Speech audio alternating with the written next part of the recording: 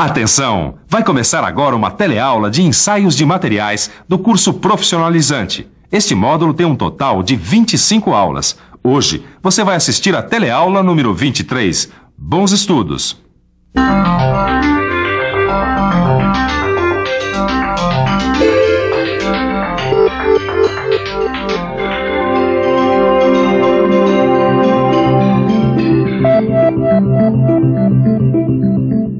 Eu tenho certeza que você já tirou uma chapa do pulmão para o trabalho ou para a escola. Agora, você já parou para olhar e tentar entender o que está demonstrado na radiografia?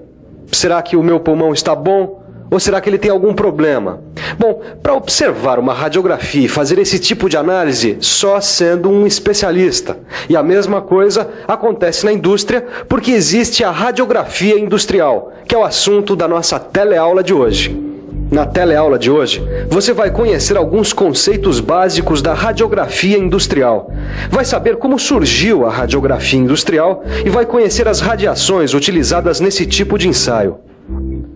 Uma chapa radiográfica, como essa, é usada para saber se um osso tem alguma fratura ou se algum órgão está afetado por alguma doença. A radiografia industrial é o mesmo tipo de exame, só que ela serve para detectar a descontinuidade dos materiais. Por isso mesmo, fique esperto, porque na teleaula de hoje você vai começar a conhecer outro ensaio não destrutivo, a radiografia industrial.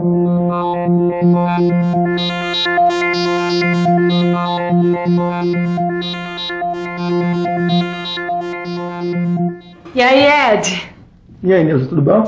Tudo. Olha, Ed, eu acho que você vai ter que pilotar o kart na próxima corrida, viu? O que aconteceu? Olha só, caí na minha casa, depois fui pro hospital, chegando lá o médico examinou, pediu uma radiografia numa daquelas máquinas de fazer raio-x, resultado, luxação.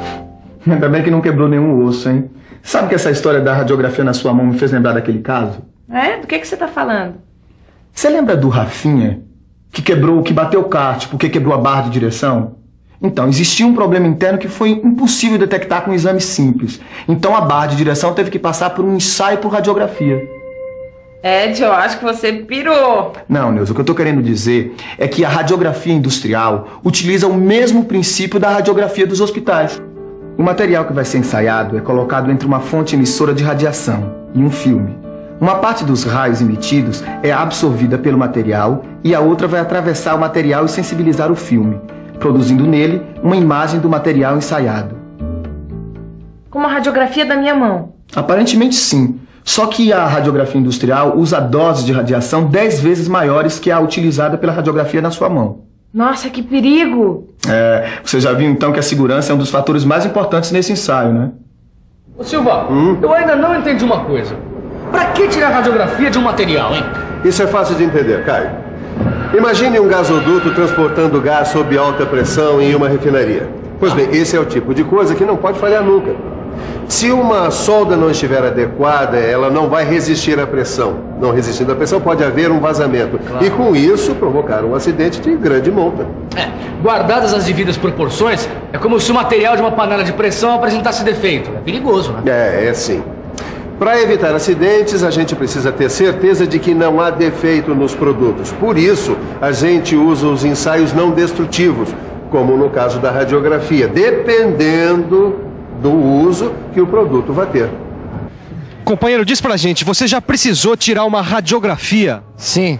De que parte do corpo? Da cabeça, do fêmur, da coluna, do braço. Pulmão e estômago. Da cabeça. Pulmão. Todo mundo sabe que a radiografia é muito importante para o corpo humano. O que ninguém imagina é que ela é muito importante também para a indústria metalmecânica. E pensar que tudo começou por acaso. Em 1895, o professor William Conrad Röntgen pesquisava a fluorescência causada por raios catódicos numa folha de papel recoberta por uma película de sal de bário. Sem querer, ele esqueceu de retirar uma caixa de papelão que protegia a ampola de raios catódicos. Então, ele percebeu que mesmo assim ocorria a fluorescência na película de sal de bário. Se você não se lembra o que são raios catódicos, tá aí uma ótima chance para ficar por dentro.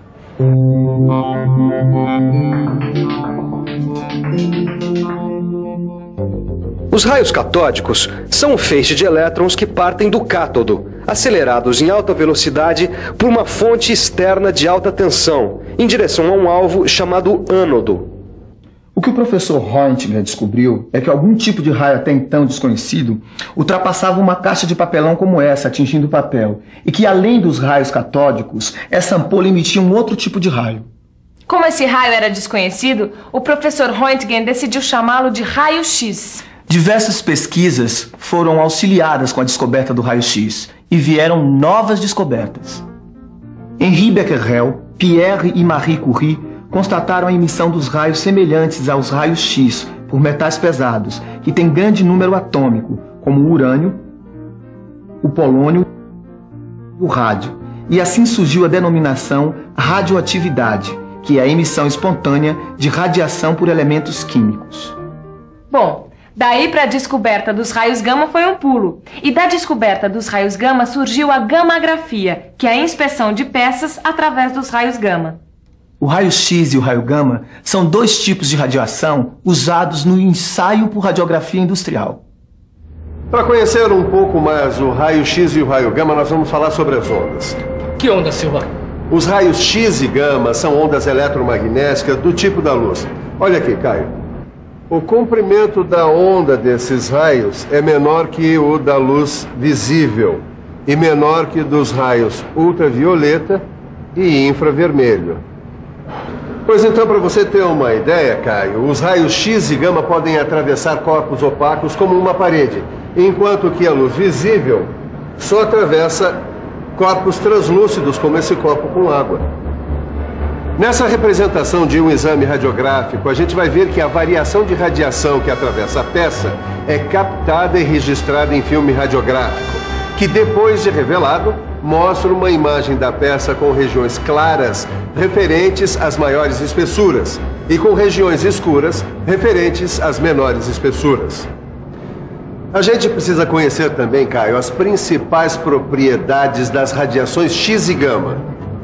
Os raios X e gama se propagam em linha reta com a mesma velocidade da luz, produzem luz em substâncias fluorescentes e provocam o escurecimento do filme fotográfico. Além disso, eles tornam o ar e outros gases condutores de eletricidade. São mais absorvidos pelos elementos pesados, não são desviados por campos magnéticos, possuem vários comprimentos de ondas e, principalmente, causam danos às células do corpo humano e modificações genéticas, né?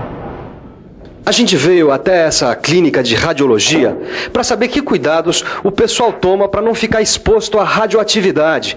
Vamos conversar com o Roberto, que é técnico no assunto. Roberto, que cuidados você toma para se proteger da radioatividade? Bom, eu uso um avental de chumbo, um protetor de tireoide, uma luva de chumbo, né? E nós usamos também esse dosímetro aqui, que é para medir a radiação que a gente é exposto diariamente no setor radiológico. Obrigado, Roberto. Pois é. Na radiografia industrial, o cuidado tem que ser redobrado porque as doses de radioatividade são ainda maiores. Por isso, é importante a gente conhecer a geração do raio-x. O átomo é constituído de núcleo, com seus prótons e nêutrons, mais a eletrosfera. O raio-x é gerado quando os elétrons de um cátodo são acelerados em direção a um ânodo. Esses elétrons penetram na eletrosfera do metal do ânodo, causando sua instabilidade com grande liberação de calor e de ondas eletromagnéticas, que são os raios-x. Este é o tubo de Coolidge, um dispositivo usado para gerar raios-x. Ele é composto de uma ampola de vidro com alto vácuo que contém um cátodo feito de um filamento aquecido e um ânodo feito de um metal com alto ponto de fusão. As tensões utilizadas na produção do raio-x são da ordem de 80.000 a 500.000 volts. E tem mais, quanto menor for o comprimento da onda, maior será o poder de penetração do raio-x. Ed, vamos ver o que a gente descobre sobre a geração dos raios gama. Bom, aqui diz que é possível encontrar átomos do mesmo elemento químico com diferentes quantidades de nêutrons no seu núcleo e esses elementos são chamados de isótopos. Alguns dos isótopos encontrados na natureza são radioativos, porque emitem espontaneamente partículas de radiação eletromagnética a partir do núcleo. O urânio, por exemplo, pode apresentar em seu núcleo 92 prótons e 146 nêutrons. É o chamado urânio-238, que aqui a gente vê se desintegrando e formando o tório-234. Ele é um exemplo de isótopo radioativo. As partículas e radiações emitidas pelos isótopos radioativos são de 3 tipos: alfa, beta e gama. Acho que já saquei, viu, Neuza? Os raios gama têm alto poder de penetração. Por isso a radiação é utilizada no ensaio. Além disso, Ed, olha só, existem 2 tipos de isótopos, os naturais e os artificiais. Os artificiais, que são usados na gammagrafia, são produzidos nos reatores nucleares. É isso aí, ó. Os núcleos desses isótopos se desintegram constantemente. Por isso é importante a gente conhecer alguns valores, como, por exemplo, a meia-vida de um isótopo radioativo. E meia-vida é um termo usado para designar o tempo necessário para a atividade da fonte radioativa chegar à metade do seu valor inicial com a desintegração. Olha aqui, ó.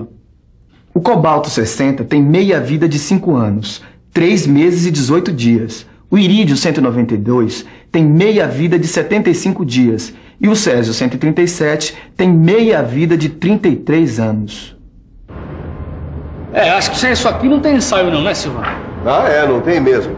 Aliás, Caio, eu acho que está numa boa hora para a gente falar sobre o filme para radiografia. Vamos lá. Que, por sinal, é muito parecido com esse aqui, o de fotografia. A única diferença, Caio, é que ele é recoberto por uma emulsão de sais de prata dos 2 lados.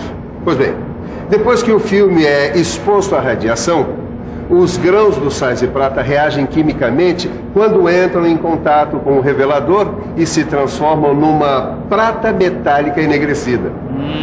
E essa prata enegrecida constitui a imagem na chapa radiográfica, é isso? Exatamente. Agora, para escolher o filme que vai ser usado, é preciso levar em consideração o tipo de ensaio que vai ser realizado, como a densidade radiográfica, que é o grau de enegrecimento registrado no filme, em função da exposição. O contraste de imagem, que é dado pela diferença de densidade entre as regiões do filme.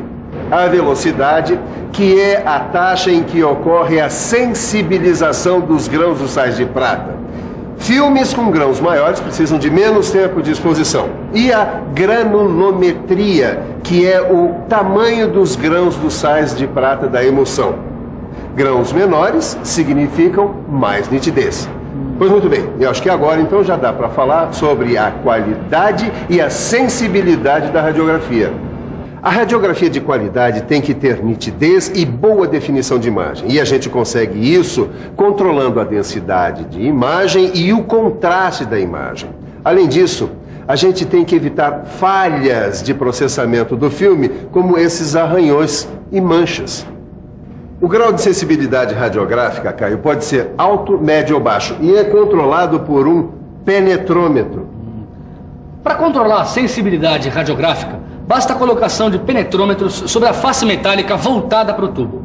Os penetrômetros, ou IQI, que significa Indicadores de Qualidade de Imagem, são dispositivos colocados em evidência sobre a peça para a verificação da qualidade radiográfica.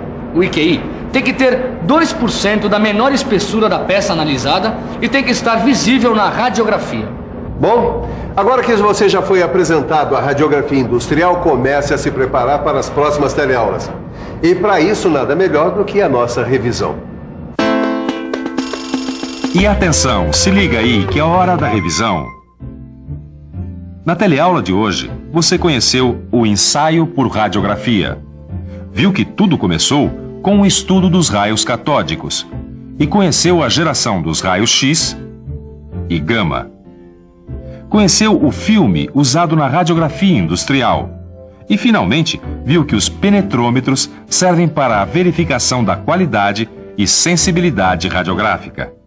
Bom, acho que deu para você perceber que a radiografia industrial é um importante ensaio não destrutivo.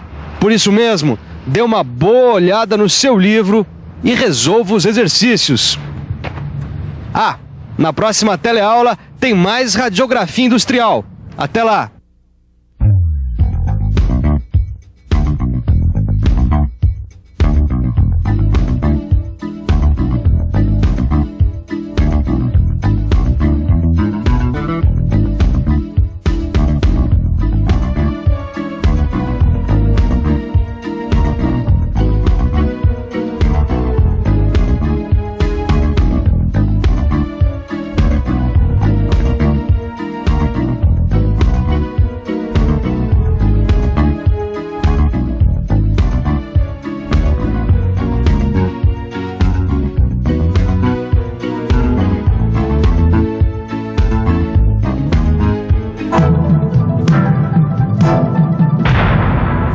Telecurso 2000, um programa de educação do Sistema Fiesp e da Fundação Roberto Marinho.